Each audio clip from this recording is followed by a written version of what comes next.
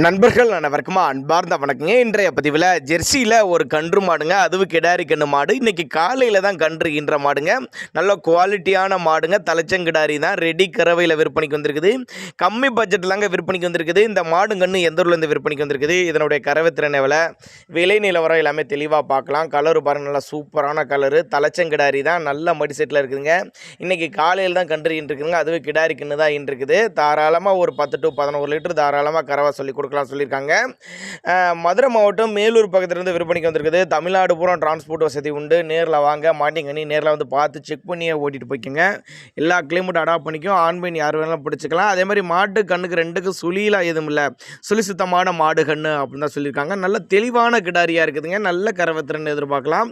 தலையத்திலே மாடு எவ்வளோ ப்ரீடில் இருக்குது பாருங்கள். நான் 2000 மாடு உடஞ்சி கொடுத்து நல்ல பெரிய சைஸான மாடு ஆகும் அப்படின்னு தான் நம்மளோட விற்பனை தெரிஞ்சுக்கா. அப்படி ஆனால் தலையத்திலே நல்லா கிடாரி கண்ணு போட்டிருக்குது. தாராளமாக 10 லிட்டர் தாராளமாக இந்த மாடலாம் எதிர்பார்க்கலாங்க. நல்ல காம்பலம், நல்ல மடி செட்டுங்க, நல்ல சுரப்பில் தான் இருக்குது.